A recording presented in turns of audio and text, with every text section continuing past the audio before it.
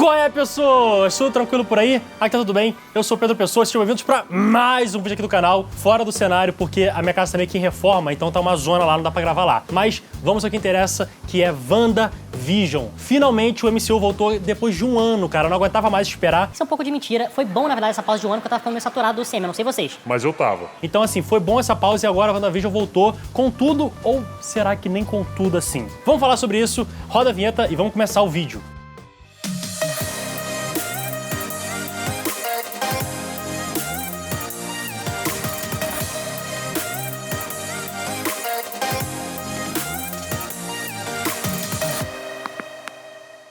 Bom, quando lançaram aquele trailer, né, em preto e branco, todo mundo ficou meio assim, o que tá acontecendo? O Sam não é assim, o Sam é colorido e tudo mais, aquele estilo sitcom, né, nos 50. Mas eu achei interessante, cara, porque eu acho que realmente o Sam tá precisando dar uma revitalizada, uma mudada. Porque os mesmos filmes no cinema estavam ficando um pouquinho maçantes. Eu acho que com o Ultimato realmente acabou do jeito que tinha que acabar, e agora eles precisam dar um reboot na série, porque senão vai cansar a galera, e a galera vai começar a enjoar. Então quando eu vi o trailer eu achei maneiro. Mas e agora que lançaram os dois primeiros episódios, será que tá bom mesmo? Será que foi uma boa escolha? Vamos lá. Então, WandaVision começa como um sitcom americano dos anos 50, só que na verdade ele não é bem um sitcom. Ele é mais uma paródia zoando os sitcoms daquela época. E assim, pra ser bem sincero, julgando só por esses dois episódios, eu achei meio chato. Vou explicar por quê. Não é ruim. Calma, não sai do vídeo, deixa eu dar minha opinião. Mas, antes de continuar, não esquece de me dar aquela moral, se inscreve no canal, deixa o likezinho, tá bom? Me ajuda muito com esse algoritmo do YouTube, ainda mais agora eu que fiquei mó tempão sem postar nada aqui no canal pra me dar maior força, tá bom? Obrigadão aí pela moral, tamo junto. Pensa que você é um cara que não conhece o MCU, você não conhece a Marvel, você não é fã da Marvel, você não acompanhou os filmes no cinema. Eu sei que é difícil, mas tem pessoas que não acompanharam os filmes no cinema. Ou então você é uma criança que quer começar a assistir os filmes da Marvel agora. Você acabou de fazer, sei lá, 12 anos e tipo, o MCU não fazia muito sentido pra você em 2008, né? Então agora, até porque você não tava vivo, eu acho. Você provavelmente não estava vivo, então você quer começar a assistir agora, você quer começar pelo WandaVision. Não vai fazer muito sentido pra você, porque eles levam em consideração que você sabe tudo sobre o UCM antes de assistir WandaVision. Então tem esse porém. Mas se você gosta do UCM, será que é bom? Mais ou menos. A série, ela de fato te deixa curioso pros próximos episódios. Eu quero saber o que tá acontecendo, porque a gente sabe que aquilo não é a Marvel, aquilo não é o UCM, tem alguma coisa acontecendo ali. O que será que tá acontecendo ali que realmente te deixa intrigado? Mas assim, esse estilo sitcom, durante 2 episódios, ficou meio arrastado. E olha que os episódios são curtos, são mais ou menos 30 minutos cada um. Então eu acho que, na verdade, esses 2 episódios podiam ter sido um só. E ia ficar menos chato, pra ser bem sincero. Mas vamos lá. Logo no primeiro episódio, spoiler, tá? Se você não assistiu, spoiler.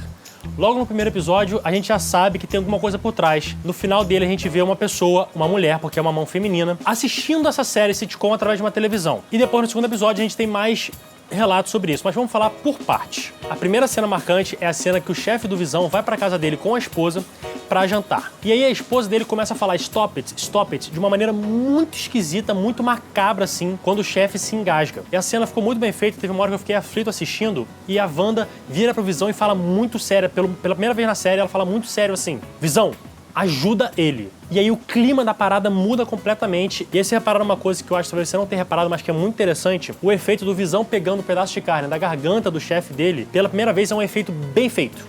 É um efeito moderno. Todos os outros efeitos da série são o estilo sitcom dos anos 50, são mal feitos. Se você reparar nisso, repara que nessa hora não tem estrelinha, não tem nada. É realmente um efeito bem feito. Tanto que no segundo episódio, na hora que ele tá fazendo aquelas cenas de mágica, que ele passa o chapéu pela barriga dele, sai estrelinha. E nessa hora não saiu, é um efeito real. Então você vê que a cena tá diferente, que não é o que era pra estar acontecendo. E por que isso tá acontecendo? Ninguém sabe ainda. Mas a teoria é que a Wanda ela criou uma realidade própria e ela tá presa dentro dessa própria realidade. Ou alguém está induzindo essa realidade nela, por algum motivo que a gente ainda não sabe qual é. E aí, quando acontece alguma coisa que foge do planejamento dessa realidade, por exemplo, o chefe do Visão se engasgar, dá um bug, como se fosse um computador mesmo, começa a travar, começa a ficar repetindo as coisas. Tu abriu o Google Chrome uma vez, aí abre 30, aí é como se fosse aquela mulher falando stop it. É exatamente isso, é um bug na realidade dela. E uma coisa também que deixa claro que parece que eles estão numa realidade paralela, ou numa criação da cabeça da Wanda, é que eles perguntam, né, os chefes do Visão perguntam, onde é que vocês vêm, há quanto tempo vocês são casados, e enfim, esse tipo de pergunta básica que todo mundo sabe responder. E eles travam, a gente vem daí, a gente tá casado há tão casados, entendeu? Então, tipo assim, parece que aquela realidade começou dali. Aquele foi o ponto inicial e tá indo pra frente. E uma coisa interessante pra falar em ir pra frente é que, se você reparar, o primeiro episódio ele se passa nos anos 50. O segundo episódio é como se fosse nos anos 60, 70. E aí já começa a ter cor. No final do episódio tem cor na série inteira. Então é como se a série estivesse andando no tempo. Começou nos anos 50, anos 60, 70. Acredito eu que vai terminar no tempo recente, né, do UCM, onde acabou o UCM nos cinemas. E uma teoria que eu achei bastante interessante, que quem me disse foi a Duda, é que essa realidade que ela criou foi logo no momento do estalo, que ela perdeu visão, e aí quando ela estava evaporando, ela entrou nessa realidade para fugir daquele terror que estava acontecendo com a Terra, e não só com a Terra, mas com todo o universo também. E aí, tirando a cena final, foi mais ou menos isso no primeiro episódio. No segundo episódio, a gente já teve mais algumas cenas. Teve a cena do helicóptero colorido, que foi a primeira vez que a gente viu uma cor na série. A cena que o rádio começa a falar com a Wanda, tipo, Wanda, quem tá fazendo isso com você? O que tá acontecendo? E aí, de novo, muda o clima e a Dory se machuca, porque o copo quebra na mão dela e o sangue é vermelho. Inclusive, sobre essa cena do rádio, a voz que tá saindo de lá é daquele agente Wu. Lembra dele? O agente do FBI responsável por deixar o Homem-Formiga preso em casa, cumprido a prisão domiciliar? Então, é dele essa voz.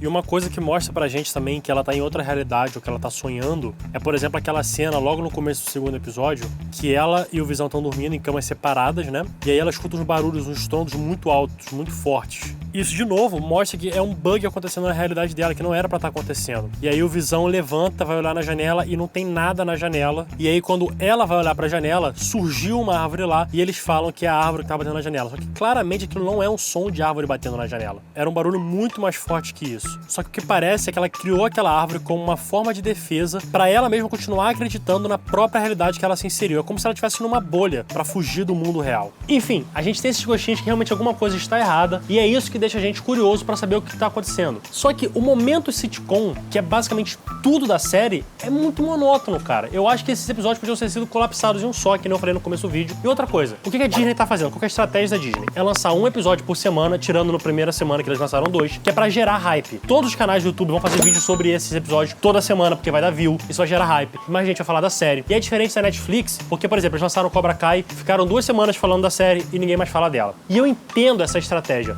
Só que eu acho que não colou muito bem pra estratégia do WandaVision, porque ficou meio chato. Eu vou assistir todos os episódios. Quem é muito fã do UCM vai assistir todos os episódios. Mas aquela galera que a Disney tá querendo convencer a ir pro UCM, que não é fã do UCM, não vai querer ir por causa dessa série. E eu acho que é esse que é o problema. Mas pra quem é fã, foi bom. Mas vamos dissecar a série aqui mais um pouquinho. No meio dos 2 episódios, tem um comercial completamente aleatório. Os comerciais começam do nada e terminam do nada. No primeiro episódio é da torradeira Stark, a torradeira 2000. No segundo episódio é do relógio. E se você for parar pra pensar, essas 2 propagandas são sobre coisas traumáticas na vida da Wanda. Ou Wanda, sei lá, mano. No primeiro episódio, o trauma é porque é uma torradeira Stark. Se você não se lembra, foi uma bomba da Stark Industries que matou os pais da Wanda. E no segundo episódio é uma propaganda de um relógio Strucker, que você vê escrito no relógio, inclusive tem o símbolo da Hydra e a palavra Hydra escrito ali. E Barão von Strucker, ele era o cara responsável por tomar conta dela e do irmão dela. E se você reparar, o helicóptero, que é a primeira cor que a gente vê na série, se você reparar, nesse helicóptero tem o símbolo da SWORD, que é o mesmo símbolo que aparece no macacão daquele apicultor no final do episódio.